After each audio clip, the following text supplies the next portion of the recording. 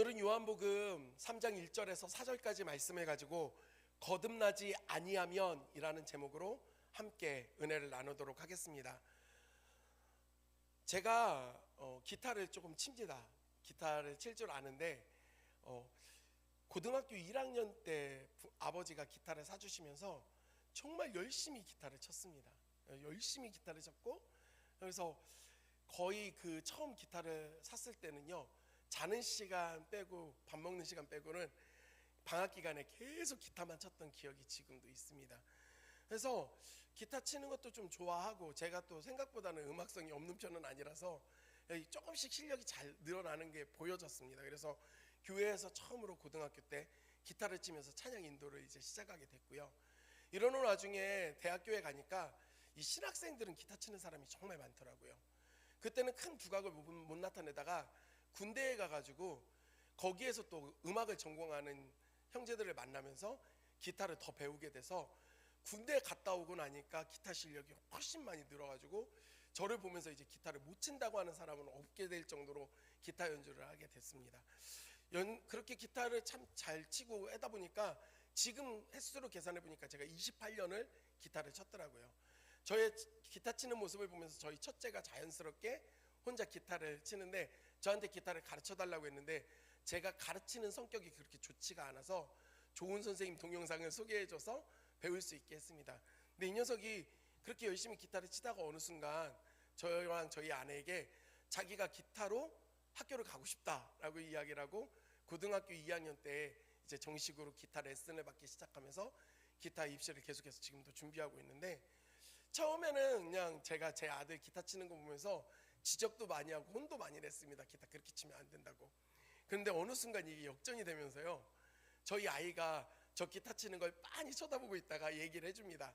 아빠, 기타 그렇게 치면 너무 지저분하다고, 어디 가서 그렇게 기타 치면 혼나는 거라고, 막 이런 얘기를 하는 겁니다. 근데 제가 반박을 못하는 게, 저희 아이가 예전엔 저보다 한참 못 쳤는데 지금 한 5년 정도 쳤거든요. 저하고 상대가 안 될 정도로 너무 잘 쳐요. 그러니까 제가 그 반도 못 따라갈 정도로 치거든요. 그러니까 자존심 상하지만 뭐라고 할 수가 없는 겁니다. 그런데 그럼에도 불구하고 아이가 한 번씩 저희 첫째가 뭘 하라고 이렇게 알려주면 참 사람이 고집이 세가지고요, 제가 하던 게 있으니까 안 고치고 하던 거 그대로 자꾸 하려고 합니다. 배우는 게 쉽지가 않다라는 걸 깨닫습니다. 분명 횟수로는 제가 28년을 기타를 쳤고 저희 아이 기타 친 거 해봐야 한 8년 정도 기타 친 게 전부인데, 그런데 저희 아이가 저보다 훨씬 더 기타를 잘 치게 된 게 무엇인가를 한번 생각해 봤어요. 이유가 가만 생각해 보니까 저희 아이는 기본기부터 착실하게 정석대로 배웠고 저는 혼자 독학하면서 제 나름대로 제 느낌대로 쳐왔던 거예요. 문제는 무엇이냐, 이렇게 자기 것을 갖고 있는 사람은요, 다시 배우기가 쉽지 않다라는 겁니다. 운동이나 악기나 다 동일하다고 그래요. 그래서 어설프게 연주하거나 운동하는 사람에게 처음부터 다시 가르치는 것보다 아예 모르는 사람에게 가르쳐 주는 게 훨씬 더 빠르다라고 말을 합니다. 아마 다들 그 부분은 동의하실 겁니다. 제가 이렇게 말씀을 드리는 이유가 뭐 기타 교실을 열려고 말씀을 드리는 게 아니라요, 우리가 악기를 배우는 거나 운동하는 것도 내가 이미 가지고 있는 것을 버리는 게 쉽지 않은데 우리의 생각은 어떨까요? 우리가 이미 가지고 있는 고정관념과 우리 안에 자리하고 있는 그 이전부터 생각했던 것들이 바뀌는 게 결코 쉽지 않다라는 겁니다. 아니, 너무 어렵습니다. 차라리 처음부터 다시 시작하는 게 괜찮지 이미 가지고 있는 상태에서 다시 바꾼다라는 건 거의 불가능에 가깝습니다. 오늘 우리가 함께 본 본문에는 한 사람이 등장을 합니다. 그 사람의 이름이 니고데모고요, 그 사람은 어린 시절부터, 아니 태어나면서부터 이미 율법으로 가득 찬 삶을 살 수밖에 없었던 사람입니다. 그의 모든 생각과 모든 삶은 율법으로 다 점쳐져 있고 채워져 있었습니다. 오늘 본문의 1절 말씀을 보면 이 니고데모라고 하는 사람이 어떤 사람인지가 잘 나타나 있습니다. 우리 한 목소리로 함께 읽도록 하겠습니다. 시작. 그런데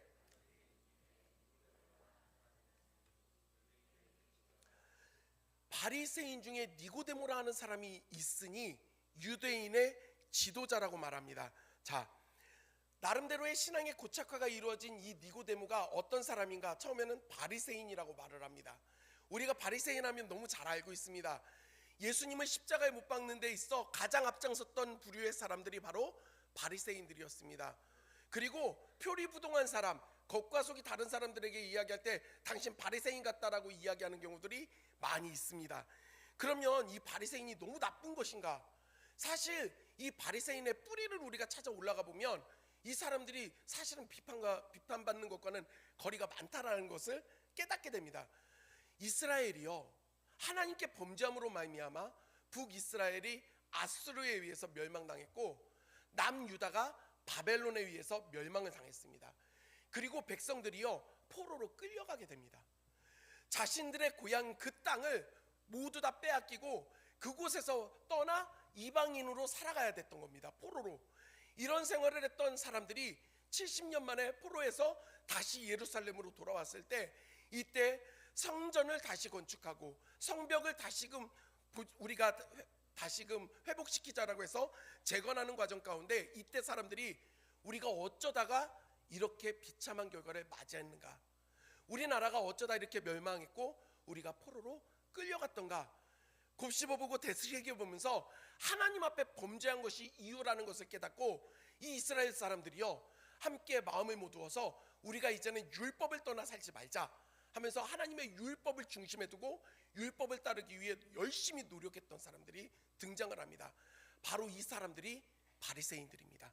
그래서요 이 바리새인이라는 뜻이요 구별된 자라고 하는 히브리어 페루심이라고 하는 단어에서 파생된 그런 단어입니다. 그래서 이 바리새인들을 보면은요 일주일에 항상 정해놓고 금식을 합니다. 사랑하는 성도님들, 일주일에 정해놓고 금식 다 하시잖아요. 11조를 절대로 빠뜨리지 않고 합니다. 그리고 그 율법 외에 생활의 모든 영역에서도 하나님의 말씀의 법칙들을 가져다가 다 규례대로 살려고 너무나도 열심히 노력했던 사람들입니다. 바리새인이 되기 위해서는요 검증 과정이 필요했는데 율법대로 진짜 실제로 살아가고 있는가, 그리고 11조를 하는가, 이 여러 가지 것들을 다 확인한 다음에 그 사람이 자격이 되어지면 바리새인으로 인정을 해줬다라고 합니다. 우리는 그저 예수님을 십자가에 못 박았던 사람들, 그 바리새인들은 나쁜 사람들이라고 이야기를 하지만 실상 바리새인들의 모습을 보면 종교성이 뛰어났고 열심으로 그 종교를 지켜내기 위해서 그 율법을 지켰던 사람들이 바리새인이었습니다. 그리고 오늘 본문에 나온 니고데모는 그 바리새인이라고 말합니다. 그리고 또한 그는 바리새인일 뿐만 아니라 또 다른 것을 가지고 있습니다. 그의 직책은 유대인의 지도자였습니다. 사랑하는 성도 여러분, 성경을 볼 때가 우리가 좀 주의해서 봐야 될 때가 있습니다. 뭐냐면요, 그 성경 말씀 안에 숫자로 가로로 이렇게 표시가 되어 있습니다. 모든 성경에는 다 표시가 되어 있습니다. 유대인의 지도자라고 하는 부분에 표시되어 있는 거 보이시나요? 성경책 보시면 있습니다. 그 밑에 거기에 뭐라고 써져 있나요? 1이라고 해놓고 사내들인 공회원이라고 써 있습니다. 또는 사내들인 공회원. 이 니고데모는 사내들인 공회원이었습니다. 우리는 사내들인 공회원이 뭔지 모르죠. 우리 문화권이 아니니까요.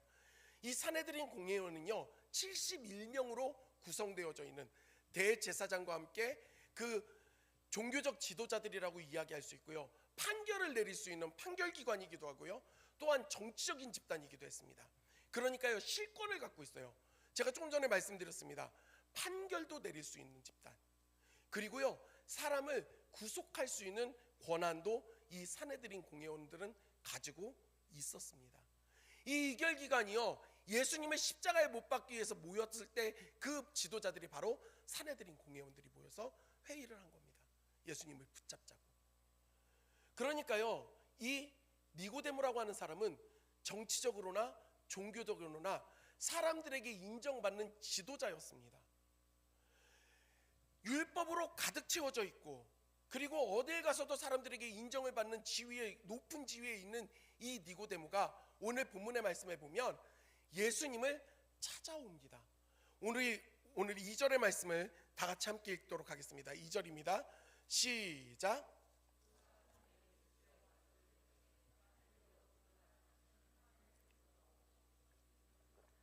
그 다음이요. 하나님이 함께 하시지 아니하시면 당신이 행하시는 이 표적을 아무도 할 수 없음이니이다. 니고데모라고 하는 사람이요, 지금 예수님을 찾아왔는데 우리가 조금 배경적인 것들을 이해를 할 필요가 있습니다. 사내들인 공회원이 되려면요, 나이가 좀 중요했습니다. 근데 이 나이의 기준이 몇 살이라고는 하지 않지만 어려서도 안 되고 너무 늙어서도 안 된다는 기준을 세워요. 그러다 보니까요, 당시 사내들인 공회원에 섬기는 사람들, 함께 모이는 사람들은요, 최소 40대 중반 이상이었습니다. 그러니까 거의 50에 가까운 사람들이 모인다라고 이야기를 하는 거예요. 그런데 예수님이 당시에 몇 살이었죠? 30살이었습니다. 그러니까요, 지금 50대의 사람이 자기보다 20살 가까이, 적게는 10살 가까이 어린 이 예수님을 찾아와서, 청년을 찾아와서 대화를 나누는 겁니다. 그런데 그가 밤에 예수님을 찾아와요.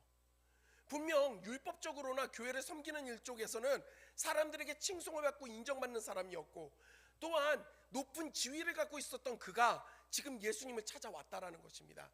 그런데 이 상황 이전에 어떤 일이 있었는가?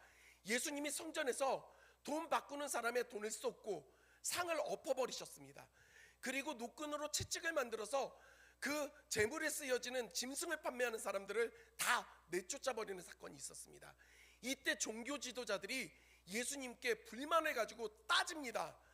당신이 어떤 권한을 가지고 이 일을 행하는지 우리에게 표적을 보여라. 그랬을 때 예수님이 이 성전을 허물어라, 내가 3일 만에 다시 짓겠다라고 말씀하십니다. 이 말에 더욱더 분개하고 화가 났습니다. 이때 예수님께 화를 냈던 사람들의 부류 안에 바리새인들이 들어가 있었습니다. 그러니까요, 지금 현재 바리새인들은 예수님과 관계가 좋지 않은 상황이었습니다. 오히려 껄끄럽게 여기고 있었습니다. 그런데 그런 바리새인 중에 바리새인이요, 사내들인 공회원인 이 니고데모가 그 모든 상황 가운데서도 굳이 예수님을 찾아왔다라는 것입니다.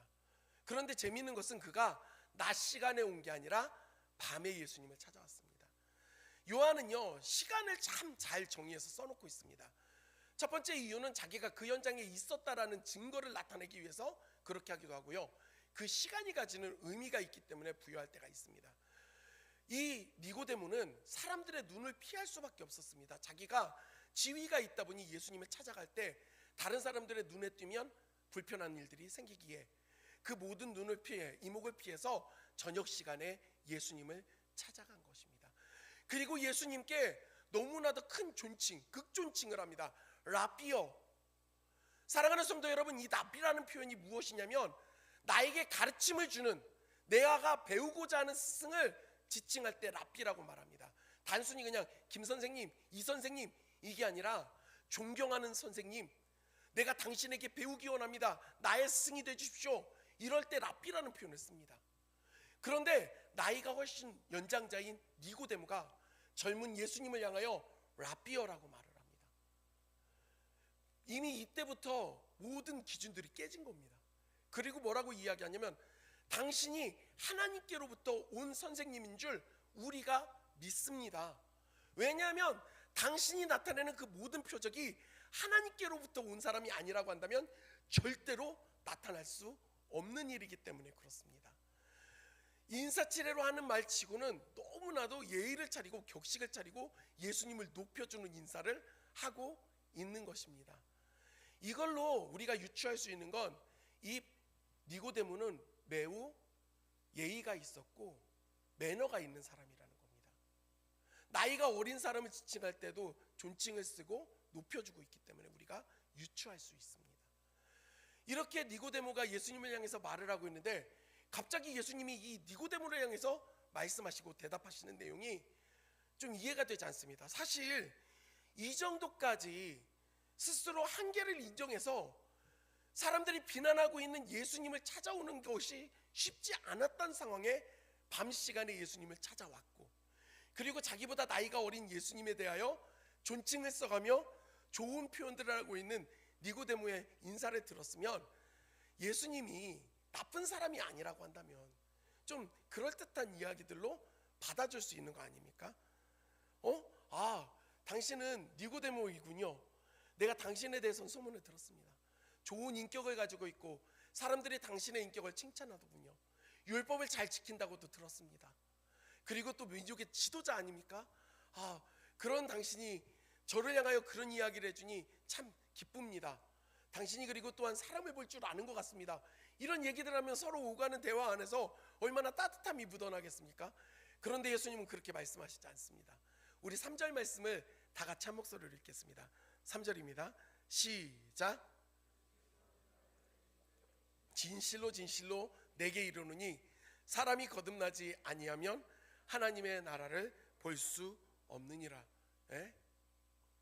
이거 그냥 쉽게 설명하면 이겁니다. 정신 똑바로 차리고 잘 들으십시오. 사람이 거듭나지 않으면 하나님 나라 볼 수 없습니다. 사람이 거듭나지 않으면 하나님 나라 못 가요.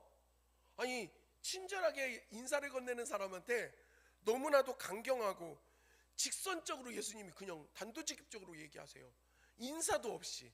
안녕하십니까? 어떻게 오셨죠? 이것도 아니에요.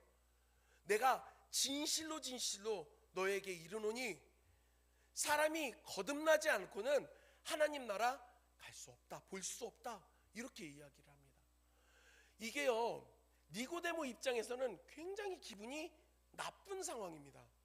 내가 나이를 떠나서도 존칭을 써주고 인정을 해주고 인사를 했는데 상대는 나를 인정해주지 않아요. 그리고 오히려 알 수 없는 말을 확 내뱉습니다. 예수님이 니고데모가 마음에 안 들어서 이렇게 행동하셨을까요? 그렇지 않습니다. 예수님은 지금 니고데모가 무엇 때문에 왔는지를 너무나도 잘 알고 계셨어요. 왜 이 늦은 밤에 굳이 연장자인 저 사람이 나에게 랍비라고 칭하면서까지 이 자리에 왔는지를 예수님은 누구보다도 잘 알고 계셨습니다. 사랑하는 성도 여러분, 우리가 2장의 마지막 부분에서 예수님이 사람들을 의탁하지 않으셨다, 믿지 않으셨다라고 말씀하면서 왜 그랬다고 했죠? 이는 사람을 아셨고 사람의 속에 어떤 마음을 품고 있는지를 다 알고 계셨다라고 우리가 지난주에 함께 은혜를 나누지 않았습니까? 예수님은 사람의 속에 있는 것을 꿰뚫어 보시고 이미 다 알고 계십니다. 그랬기에 니고데모가 어떠한 답답함을 가지고 왔는지, 무엇 때문에 예수님을 찾아왔는지를 예수님은 잘 알고 계셨습니다. 그러니까요, 니고데모가 이야기하고 있는 심전잡기적인 이야기들과 돌아가는 이야기들 필요 없다. 너 지금 이것 때문에 왔잖아라고 예수님 말씀하고 있는 겁니다. 그러면서 예수님 말씀하신 게, 너 거듭남에 대해서 지금 답답하잖아. 천국에 갈 수 있는가 없는가 답답하잖아. 궁금하잖아. 답이 없잖아. 너한테는 내가 알려줄 수 있어. 거듭나야 한다라고. 여기 거듭나야 한다, 거듭난다라고 하는 부분에도 숫자가 표시되어 있고 밑에 또 나와 있습니다. 뭐라고 나와 있습니까? 혹은 하늘로부터 라고 쓰여져 있습니다. 하늘로부터 사람이 나지 않으면 하나님 나라 갈 수 없다라고 합니다. 이거는 결론적으로 말을 하자면 사람의 힘으로 할 수 없다라고 말씀하신 겁니다. 사람으로는 불가능하다. 하늘로부터 오는 그 은혜가 있어야지만 구원받을 수 있다. 하나님 나라에 들어갈 수 있다라고 예수님은 말씀해주고 계시는 겁니다. 만약에 니고데모가 이런 궁금함을 가지고 온 게 아니라고 한다면 예수님의 이런 강경하고 직선적인 말에 화를 내야 정상입니다. 무슨 말씀하시는 겁니까? 기분 나쁘게. 그래야 맞는 건데 니고데모의 대답을 보면 그가 이 궁금함을 가지고 온 게 맞다라는 게 증거가 되고 있습니다. 우리 4절 말씀을 다 같이 읽겠습니다. 4절입니다. 시작. 니고데모가 이르되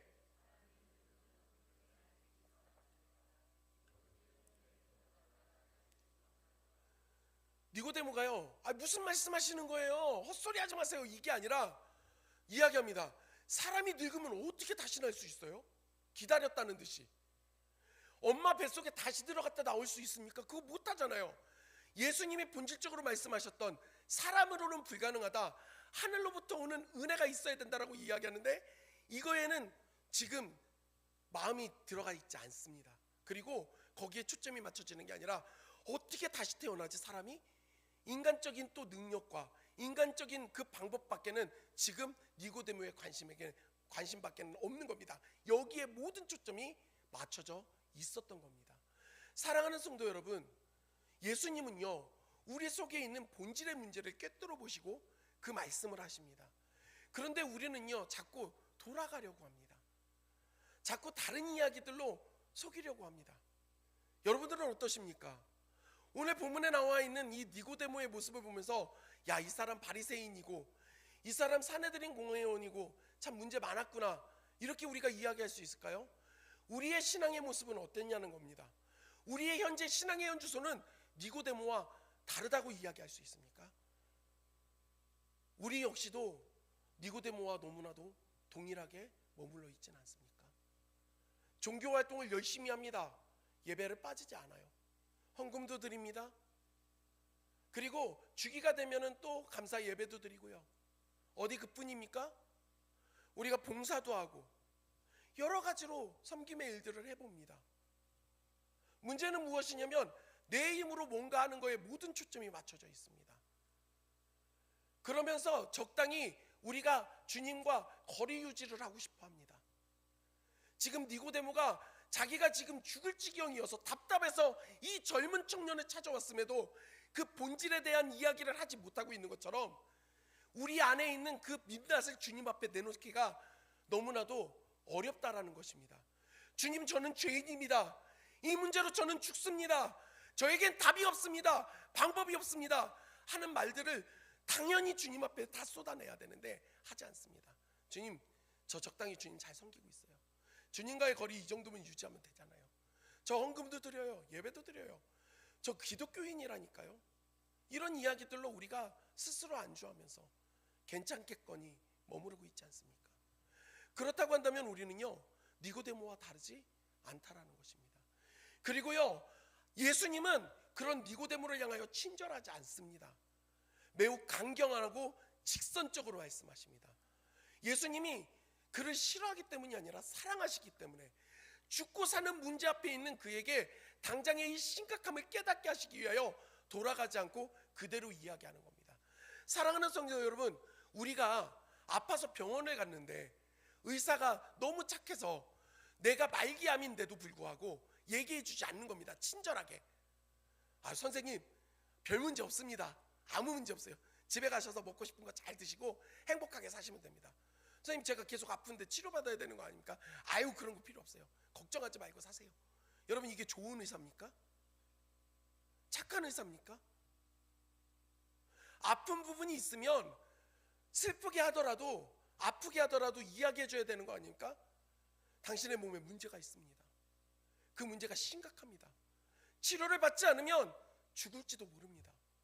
그 이야기를 들으면 우리의 기분은 상해버립니다. 기분 나쁩니다. 하루가 망쳐집니다. 하지만 진짜 좋은 의사는 그렇게 말하는 의사 아닙니까? 예수님은 우리의 이 실상의 문제 앞에 그 진실함으로 말씀해주고 계신 것입니다. 제가 이렇게 말씀을 드리는 이유가 있습니다. 사랑하는 성도 여러분, 구원의 확신이 있으십니까? 예수 그리스도가 나의 진정한 주인이 되셨습니까? 내 삶의 모든 영역에 예수님이 주인 되었다라고 여러분 자신 있게 말씀할 수 있습니까? 그리스도인으로서 예수님이 주인 되시는 삶을 살고 계십니까? 예수님이 주인 된다라는 삶은 내가 적당히 예수님 나의 주인입니다, 예수님 나의 주인 맞아요 말한다고 되는 게 아닙니다. 너희가 내 안에 있고 내 말이 너희 안에 있어야 된다라고 예수님 말씀하십니다. 말씀을 듣고 말씀을 읽고 말씀에 순종함이 내 삶 가운데 있습니까? 이게 없다라고 한다면 정말 너무나도 죄송하지만 우리는 지금 예수님을 주인으로 모시지 않는 것입니다. 그런데 심각한 문제는 별탈이 없다는 겁니다. 살아가는데 별 문제가 없습니다. 월급은 그대로 잘 나오고 건강도 적당히 잘 지키고 가정도 적당히 행복합니다. 그래서 이 상태로 살아도 별 문제 없다라고 여겨집니다.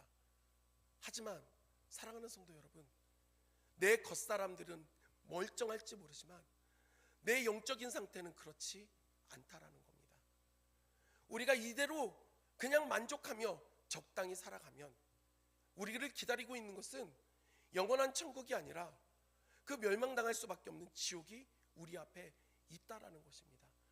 부정적인 이야기를 하는 것으로 인하여 기분이 나쁘실 수도 있습니다.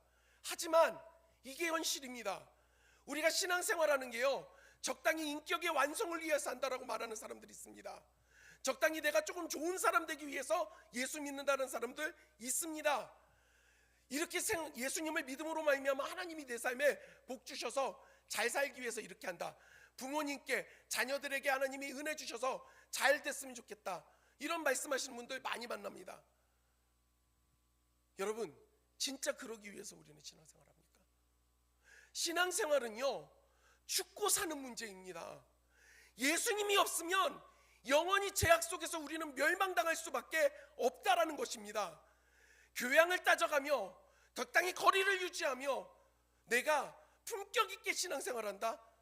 여러분, 이거 진짜 말도 안 되는 소리입니다.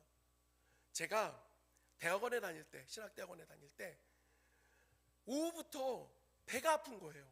묵직하게 배가 아픈 거예요. 심하진 않았습니다. 소화제도 먹고 손도 따보고.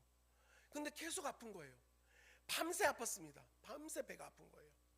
다음날 학교에 가서 대학원 수업을 다 들었습니다. 오후까지 다 듣고, 오후에 행사가 있었는데 그때 제가 또 그 행사 진행을 해주기로 약속을 했었는데, 오후 시간에 저녁 시간이 됐을 때 도저히 이제 안 되겠다 싶어서 병원에 가야겠다는 마음을 갖고서 친구한테 부탁을 해서 학교 근처에 있는 종합병원 응급실에 들어갔습니다. 가서 제가 이제 아픈 증상을 다 얘기했더니 피 검사를 빨리 해야 된다라는 거예요. 그래서 체열을 하고 피 검사를 하고 조금 있다가 의사가 급하게 왔습니다. 그러면서 얘기하는 거예요. 염증 수치가 비정상적으로 너무 높다는 겁니다. 예, 맹장염이었습니다. 다행히 제가 하루를 더 넘게 버티고 있었는데도 이게 터지지 않아서 복막염이 되지 않았던 거예요. 은혜죠.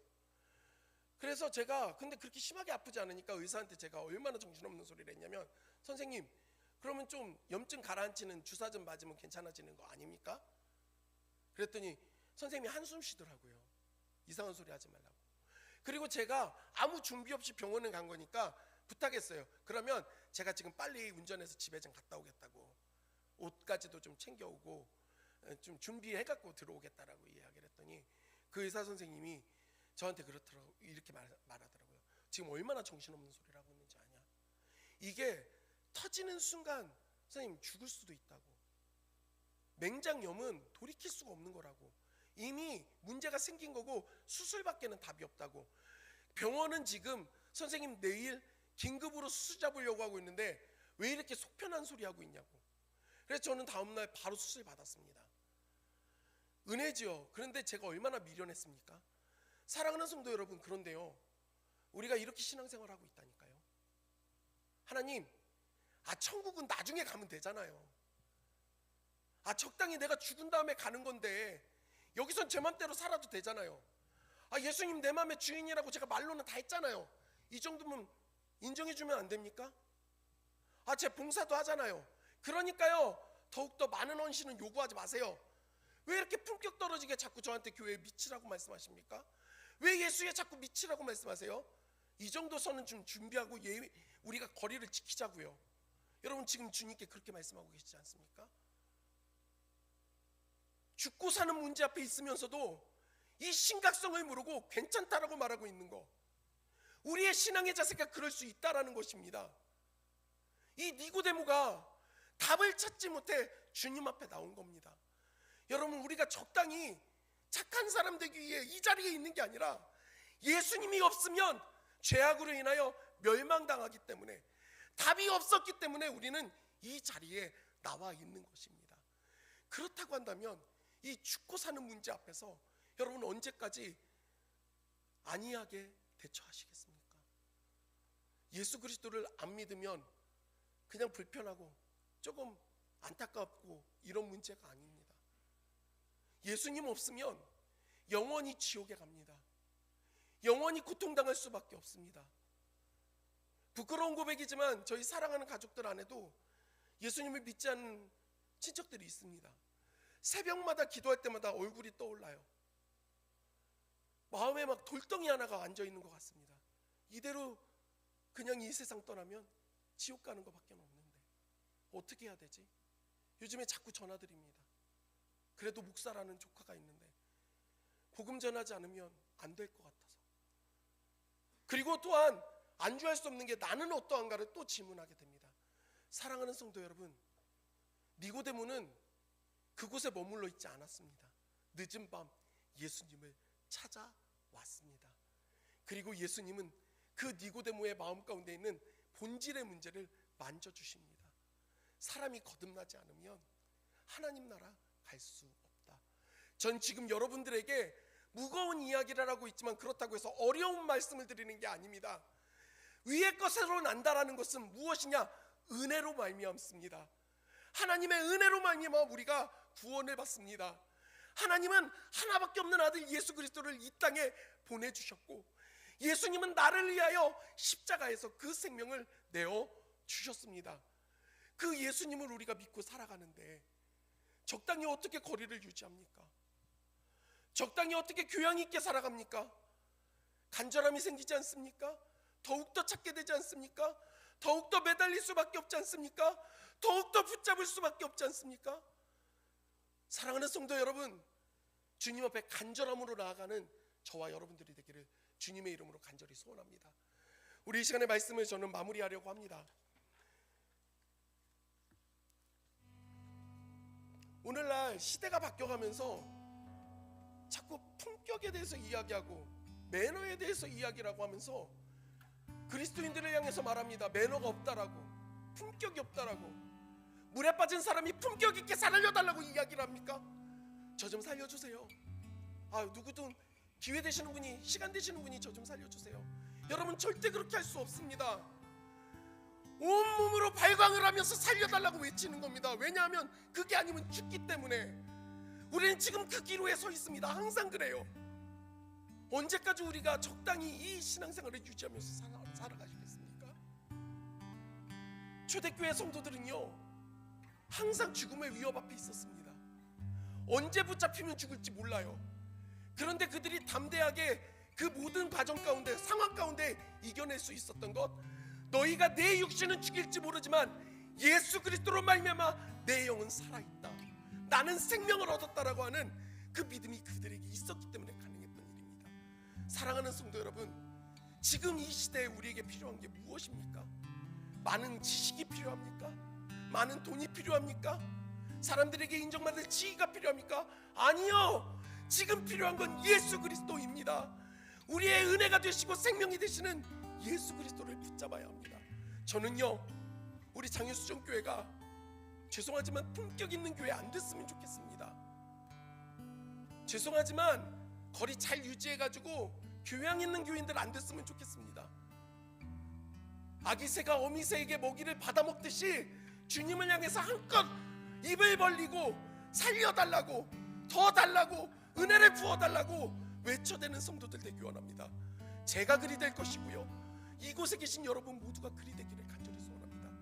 죽고 사는 문제 앞에, 그 생명의 문제 앞에 우리가 있음을 날마다 기억하고 주님을 간절히 찾고 또 찾는 저와 여러분들이 되기를 주님의 이름으로 간절히 소원합니다. 오늘 말씀을